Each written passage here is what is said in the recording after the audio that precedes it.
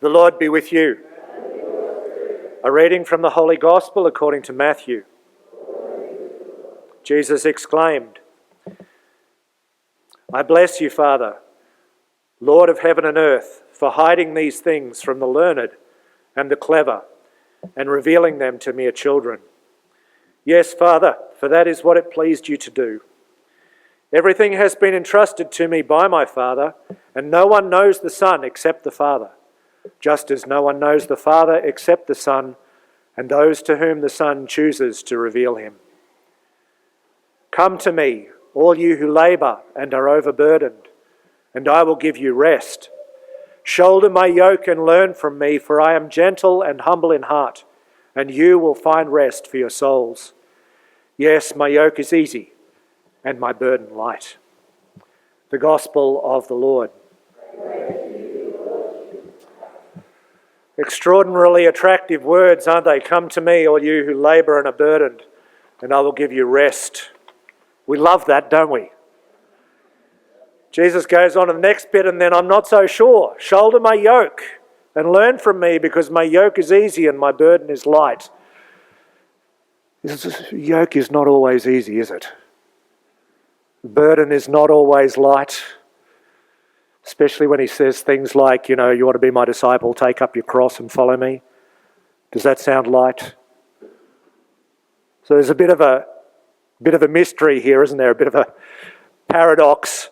Well, Jesus says at the beginning of this gospel that this mystery is revealed not to us, wise, clever, competent, strong people, but to children. Actually, the word used in the Greek is better translated not children but babies. So this mystery is not revealed to adults, it's revealed to babies. I think that was a bit too shocking for the translators, so they used children. So what is it about babies? Let's reflect on babies. Now, obviously, a lot of you know a lot more about babies than I do, so work with me here. But babies are basically not capable of anything much, are they? Can't really do anything. The one thing babies can do is cry. And what happens when baby cries? The all-powerful mother swoops in. Hopefully, this is how it's supposed to work. Swoops in and takes care of everything, doesn't she?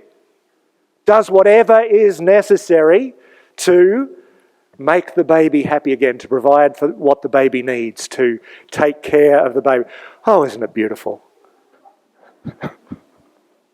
I talk like that and I think, oh, gee, that sounds lovely. And that's actually something of what Jesus is talking about. Now, the experience of adults is pretty much like if the baby's, basically not capable of anything. The experience of adults is pretty much the opposite extreme. We're expected to be able to cope with anything, aren't we?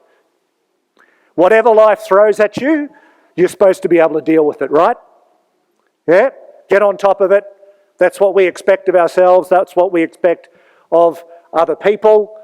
And, if you're not coping, sorry about that. Bit unfortunate. Problem is that's largely a delusion. There's a lot of parts of life in the face of which we are basically in the position of babies. Death, grief, chronic sickness, mental illness, evil, intractable conflicts between people. You had some of those?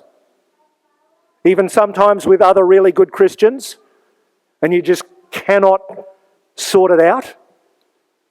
Or chronic sin. Anybody had to deal with that? No, I won't ask you for that. But if we have had to deal with some of these things, we know something of this helplessness, because in the face of these things, we don't have any answers. Do you know how to fix death? Huh? Chronic sickness, you know.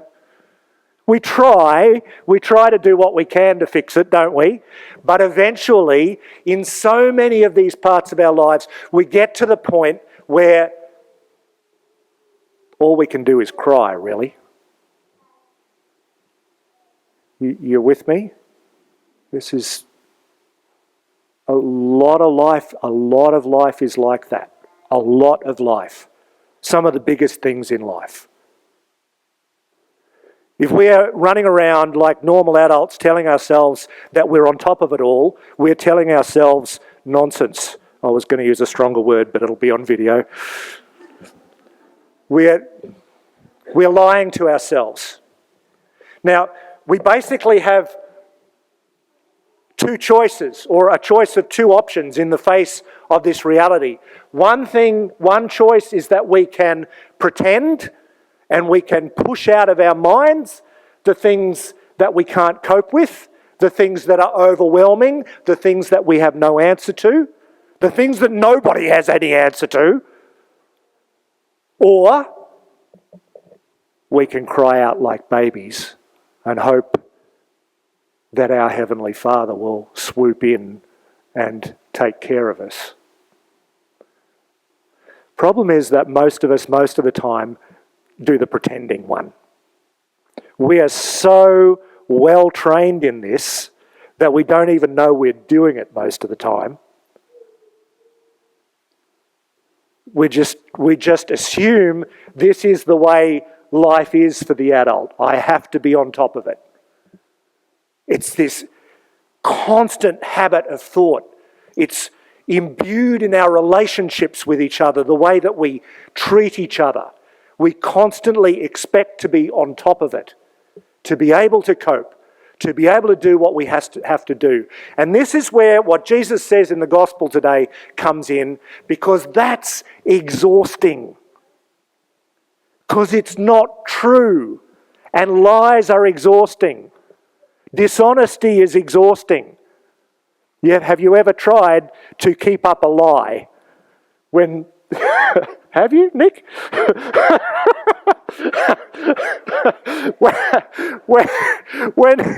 when somebody's found you out, oh my goodness, it's hard work.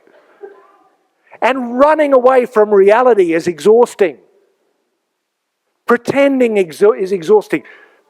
Fear is exhausting. Fear that these things, these parts of life that we have no answer to, that we have no competence for, that we have no response to. Fear that these things will come and catch us. And we're constantly trying to tell ourselves, no, I'm okay. I'm all right. Death's far away. Sickness is far away. War is far away. Poverty is far away. I'm okay. Look at me. I'm on top of it. Aren't I good? But it's exhausting because in our souls, we're struggling against reality. And you might say to yourself that most of my exhaustion doesn't come from that, it comes from the busyness of life. Well, do you know where most of the busyness of our life comes from? Trying to distract ourselves from this. The whole world, and we're all caught up in it, we're so busy all the time doing so much stuff, and an awful lot of it is I'm trying to keep my mind off this and stay away from my helplessness and my need. So this is where Jesus says, "Come to me and take my yoke upon you, and learn from me." Now, in summary, what that is come to the cross. Because the cross, this is going to sound a little bit shocking, I hope. On the cross, Jesus takes the position of the infant, of the helpless one, of the one who has no answer of himself, who has no response in the face of evil, in the face of death, in the face of suffering. He takes on that position willingly to show us who we are. On the cross, he says, this is who we are. And he not only says this is who we are, he says it's okay to be this.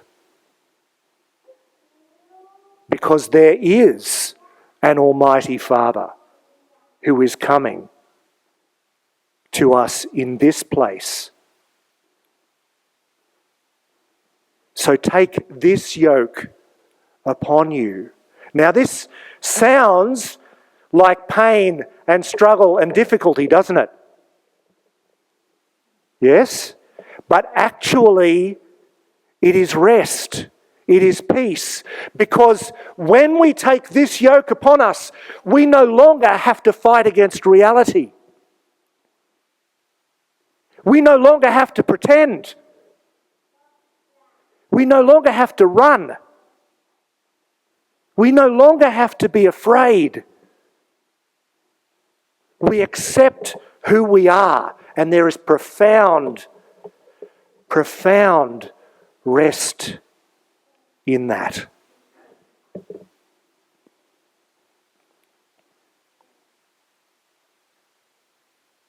And what this means for us, one of the things this means for us, is that when we encounter those parts of our lives where we are helpless, when we encounter those parts of our lives where we have no answer, so when we face death, when we find ourselves in grief, when we are dealing with chronic illness or mental illness or intractable conflicts, those relationships that we just cannot fix, or sin that we just can't deal with, we can't find a way from.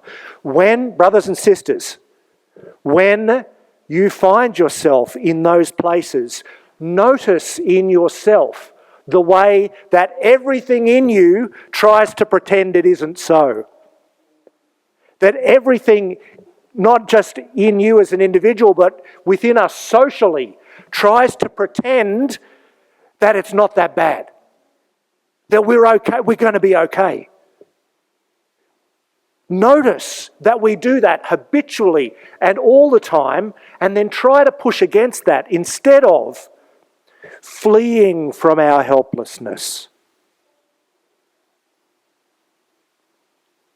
Dive into it.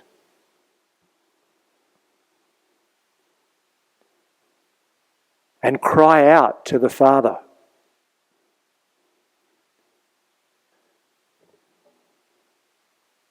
When we encounter the Father who meets us in that place, this is perhaps the most beautiful, sweetest, most powerful experience in all of human life.